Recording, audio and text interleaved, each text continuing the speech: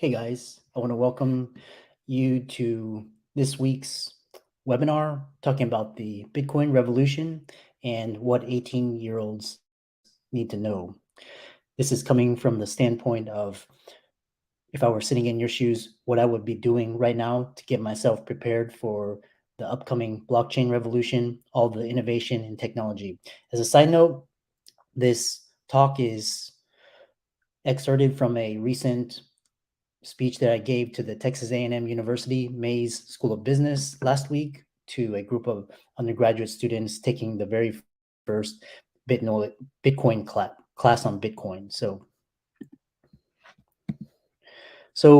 a little bit of housekeeping before we get started. This presentation is not financial, tax, legal advice. It's based on my past experience. It's based on my own personal views and opinions. I'm not a Bitcoin developer or coder. I'm an early adopter, an investor in the space. I'm looking at emerging technologies and where they're going and how we can use them, how we can best position ourselves to capture the upside as well as mitigate some of the risks. And I have no disclosures.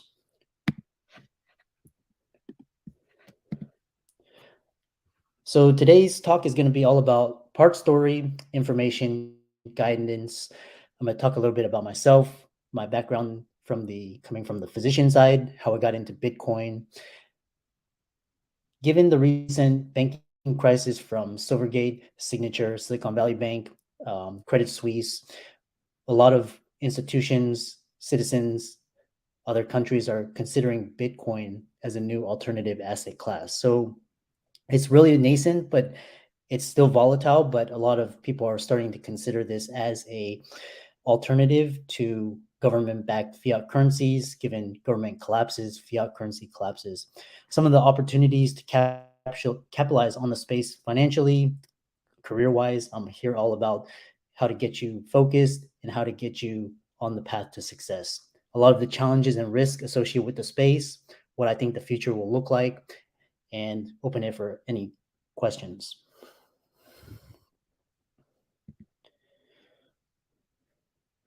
So a little bit about me. I started my career back in 1996, right when the internet was getting underway. And I remember the big revolution, the big innovation back then was the ability to send email, free, instantaneous, light speed. You didn't have to go to the post office. So it's amazing how far we've come with technology, how much we take for granted email marketing, and how much innovation for example, search, social media, streaming, and now blockchain. So nevertheless, I took the conventional route. I was pre-med, did well on my MCATs, got into Baylor for medical school down in Houston, Texas Medical Center, my very first choice. And I was an MD PhD. So in contrast, a lot of my friends and colleagues, they took the non-traditional route. They chose to go to the tech sector, work in the financial sector, work for startups in Silicon Valley, Austin, as well as Wall Street. So as a result of this, my career was really fruitful and great, but I missed out on the internet revolution. So I missed out on Google, Facebook, social media, the cloud as well. But you'll learn later on that because of missing out on all of the innovation in the internet space, I became a keen student of watching trends, watching innovation, where technology is coming, and I got it back by getting into Bitcoin back in 2012, as well as Ethereum in 2017. You'll hear about all this later. So nevertheless, I was MD PhD, did my graduate studies at Rice University, bioengineering, and this is where my entrepreneurial career really got started. So I started 2 companies focused on stock investing, options trading, and real estate investing. And during this time, Rice was a center of innovation. A lot of professors were commercializing their ideas. And I was fortunate to run in cross paths with the now co-founder and CEO of Coinbase. And you'll see how this plays out later with me getting into Bitcoin. I became financially independent at 29 years old, retired at 38 years old. So I had accomplished almost everything I had dreamed of And I took a year off to really contemplate what I wanted to do with my life. I wanted to do more. I wanted to help people make an impact, really educate people, help people see where the future was going, help them break out of these existing traditional paradigms and help them to see alternative options. So I started my company, Financial Freedom for Physicians, which is a media and consulting company where I help physicians learn about financial literacy, financial freedom, investing, career transitions, and I'm all across social media. So you can follow me on all of most of all of the social media platforms, TikTok, Instagram. You can visit my website, which is down below. And as a special gift, scan the QR code at the very end and it also has my name and email. Send me an email and I'll send you a free gift for listening to this webinar.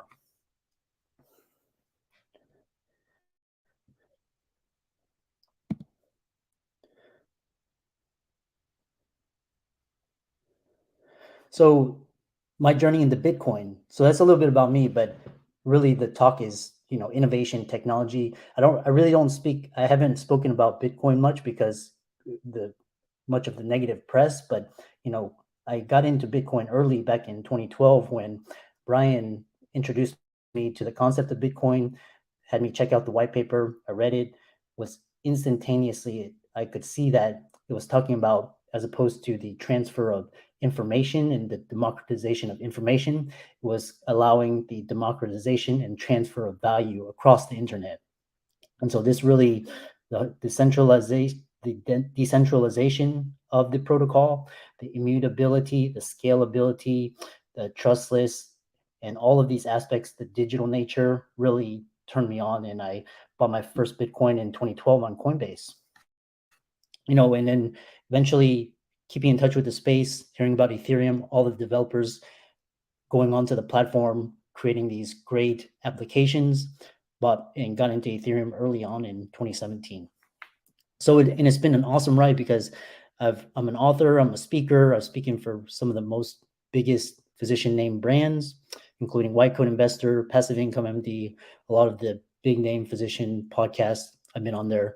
I consult with hospitals, physicians, and it's really been exciting to combine Web3, artificial intelligence, non-fungible tokens, and see how this all correlates with teaching technology, innovation, bringing education awareness to the physician community.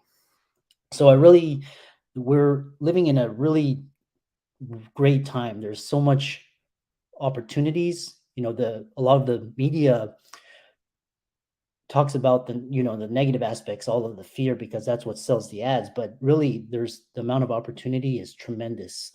And if you're smart, hardworking, lucky, you have good timing, you can set yourself up for tremendous success in the next 10 years. So where are we today and how do we get here? For most of the audience out there, for the undergrads, most of you guys are 18 to 20-year-olds, born right around the post 9/11 time.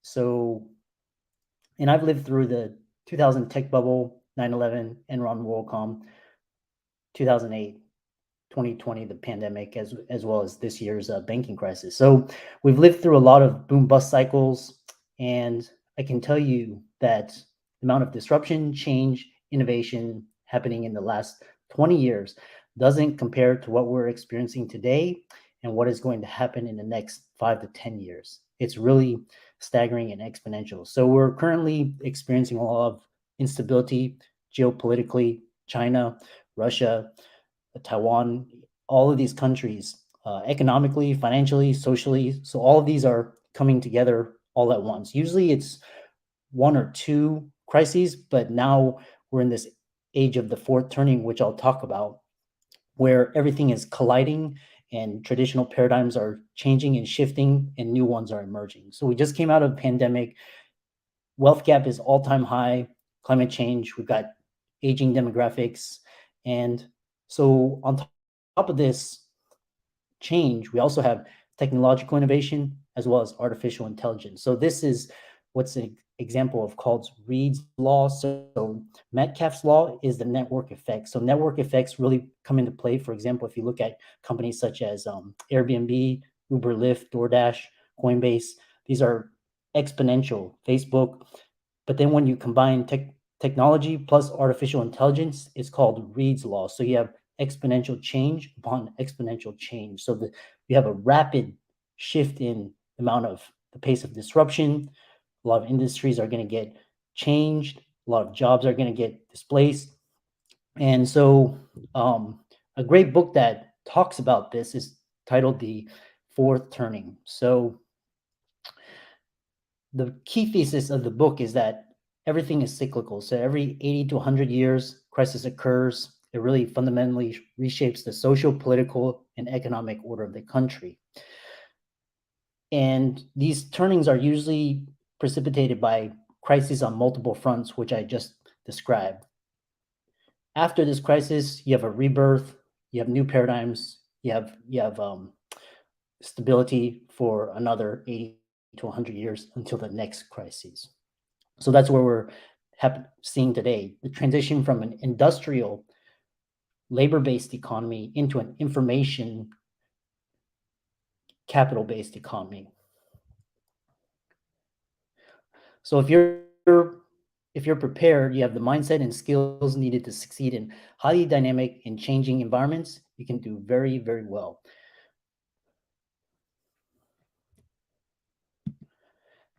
And these are symptoms of a larger problem. So Ray Dalio talks a lot about this in his excellent book. It's called The Changing World Order. And it talks about the transition of geopolitical influence of the United States from the center to now sharing the stage with China. And in the future, countries such as India, Africa, Latin America, all of these are going to play a larger role in the geopolitical environment. So he talks about the decline of societies. So you can see it all through Greece, Rome, UK, the rise of the United States after World War II. And it's all due to rising debt, excessive money printing, rising populism, and emergence of global competitors. So it's a great book. Check it out. These are symptoms of a larger problem. So specifically, let's zoom in to the money aspect, the financial aspect, because our existing financial system is really outdated. It's really inefficient, expensive, slow, and it's controlled by centralized parties. So, and and Bitcoin has the potential to solve a lot of these problems. It inherently has a lot of problems itself, but again, it's a nascent technology and it can provide an answer and solution to a lot of the current problems in our economic system. It doesn't solve all of them, but it can solve a lot. So for money to exist, money is a man-made idea. It's an idea, it's a transfer of financial energy, and it's really determined by what we as society consider valuable. So in the past, we had societies used shells, rocks, salt, and now gold, silver, paper, and now everything's becoming digital. So you can see that over time, what society views money as valuable becomes the standard. So in the past, since 1913, we've been on this fiat standard where it's been controlled by the central banks, governments, and so on and so forth. You can see the United States has really enjoyed a status of privilege over the last 100 years because it's been the global reserve currency, the petrodollar, but a lot of countries are waking up to the fact that this is no longer a feasible option. It's really dangerous. They can get cut off from the system at any time. If you look at Russia, and for example, the Fed can step in, print money at any time, change the interest rates, which caused all of the bank crises that we're seeing today.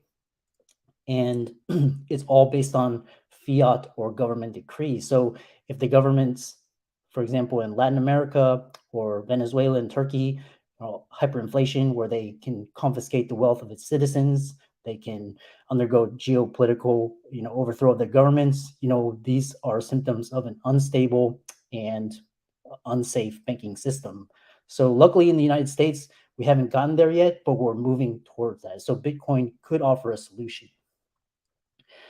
Another thing is that with technology, it always goes through the phases of 6 Ds as described by Peter Diamandis. So it's the 6 Ds are everything over time becomes digital, demonetize, dematerialize, democratize. And in the beginning, it's very deceptive. So Bitcoin, if you think about it in 2012, 2013, people really ignored it. And then from 2017 to around 2020, they laughed at it. And now they're really trying to fight it, especially they're trying to cut off the access ramps to the fiat crypto ramps. And so you can see that Bitcoin offers a really novel solution to this problem. A great book by Saifuddin Amis. I hope I'm pronouncing his name correctly, but he really talks about the problems with a fiat standard. So problems with fiat standard is one, excessive inflation. Two, you have wars, you have debt, you have wealth inequality, you have damage to the environment, and most importantly, it's centralized control. So if the Fed or the US government decided to not insure all of the deposits at Silicon Valley Bank, beyond the 250,000, that would really hinder a lot of entrepreneurs, a lot of funding, etc. So, like I said, based on government centralized decree, that's really not under our control. It's really unsafe and dangerous. So, Bitcoin can offer a solution because it's a digital asset and it's fixed supply, 21 million. It's immutable. It's on the blockchain. It's fully transparent and it's decentralized. So, given these characteristics, a lot of investors, a lot of countries are looking at Bitcoin as an alternative to traditional government backed fiat currencies. The interesting thing about Bitcoin is that not only, because it's technology, it can be used for so many different use cases depending on where you are. So, for example, in the West, we enjoy a pretty decent standard of living. Our currency is, fairly, I would say, fairly stable. We still complain about it, but we know it's not very sound money. So, we can use Bitcoin as a saving, as an investment tool, as a payments, as a hedge against geopolitical uncertainty.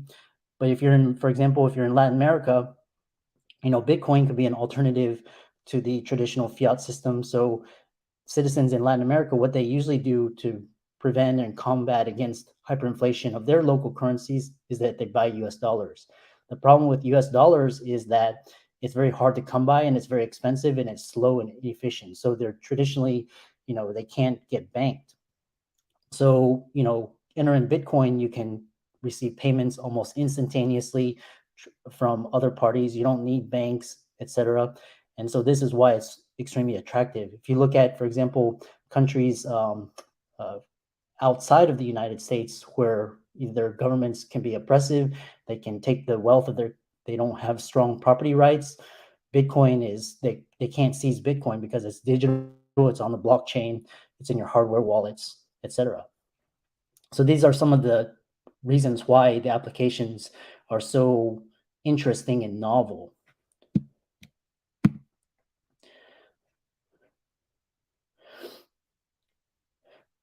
The beauty of technology is that it evolves over time. So, for example, as an investment tool, traditionally we've gone through stocks, bonds. Eventually, we turned to real estate, looked at real estate as an investment vehicle.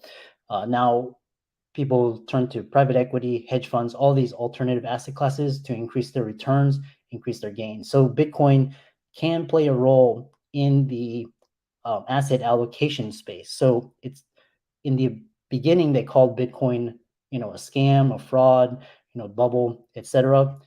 In the beginning, I would have believed that myself because it's so early, but now it's almost Bitcoin's almost 13, 14 years since 2008, the white paper. And so people are starting to wake up to the realization that it can be an alternative asset classes and it has a lot of novel and new attractive properties that they can use to hedge against a lot of these risks as well as increase their gains. So if you look at some of the real world use cases, it's been a hedge against geopolitics, war, unstable currencies most recently. So, starting from 2013, the country of Cyprus, which with the banking failures seizing the citizens' wealth, hyperinflation, Venezuela, Turkey, the Canadian trucker protests where they were cut off from the traditional banking system. You look at Russia, Ukraine. So most recently, a lot of countries are trying to divest away from the US dollar and trying to get on their own system so that they're not dependent upon the US. Because if they're dependent upon the US is going to act in its best interest as opposed to other countries' interests. And that to them poses a real risk to their well-being. So and look at the recent banking crisis. So you can see, the government can come in and shut down your banks, seize your assets, etc. So these are some of the real world. Other than that, like I said, there's different applications, store value, payments and remittances, investment vehicles, and most importantly, especially for developing countries, it's a tool for economic freedom. So, a large portion of the world's population does not have access to banking. So Bitcoin, blockchain, all of these tools offer enabling democratization, access to people to start businesses, to receive payments, outside of very oppressive third parties. Other really interesting use cases include energy, mining, and most recently, people are looking to the Bitcoin blockchain, the ledger, as a way to encode media information. So, for example, text, photos, videos, files, all these may have a role in the future because now the Bitcoin blockchain is uncensorable. So now you can encode your thoughts, your ideas, your words. You can't get censored, and you can have a direct connection to your followers, which is really revolutionary. So, we're all, opportunists. So how do we capitalize on the space? One is you can be an investor, dollar cost average.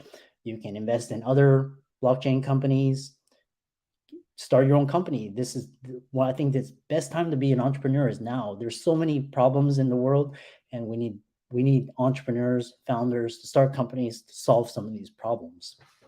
You can be a developer, so many business opportunities, work for a company, can go the traditional route, be an entrepreneur, be entrepreneurial. You can be a creator, write, talk, speak, bring awareness, educate your audiences. But most importantly is getting plugged into the community, getting involved early at the ground level. And most importantly is to be a good actor in the space. Try to educate, inform people as opposed to extract value from them. So some of the challenges and risks include regulation. The beauty about Bitcoin is that it's one of the only currencies that is classified, has a very solid classification as a commodity by the CFTC. It's decentralized, so it's very difficult to shut down the Bitcoin network. So if you look at China, when they shut down the Bitcoin miners, all of them flocked to Texas. I can tell you the rate of adoption is 2x that of the internet at the same age. The hash rate, the adoption, all of the development continues to pick up pace, especially in light of the recent failures of the traditional banking system. Short-term volatility is always a reason. Like I said, Bitcoin is a solution, but it also has its flaws. So look at the Bitcoin cycle usually follows a 4-year cycle based on the Bitcoin happening. So what you usually have is you have a 70 to 90% drawdown, followed by a rapid rise to the next peak, followed by the 70 to 90% drawdown. The beauty of these drawdowns are becoming less, and that indicates a maturation of the network. Of course, the bad actors, there's so many fraud scams out there. Exercise caution. And of course, there's geopolitical risks. So a great video by Blasi recently he was talking about hedging into hard assets such as real estate, gold, silver, Bitcoin, fine art, jewelry, all of these. Get into a Bitcoin friendly jurisdiction such as Texas, Florida, El Salvador. Bitcoin friendly countries, Hong Kong, Singapore, UK, and always self custody.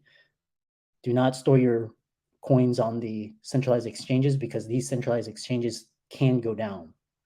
So you use the centralized exchange to convert fiat to crypto, and then you immediately take the crypto and you transfer it to your hard wallet. That way, if any of the exchanges go down, you have self custody of your assets, and always verify. So that's a little bit about why you should consider Bitcoin. Again, is it the solution to everything? No, but it offers a lot of solutions to a lot of the current problems. So what does the future look like? In the future, again, it's commodity, it could be a store of value, it could be a medium of exchange for payments. I see it as global mass adoption as an alternative asset class.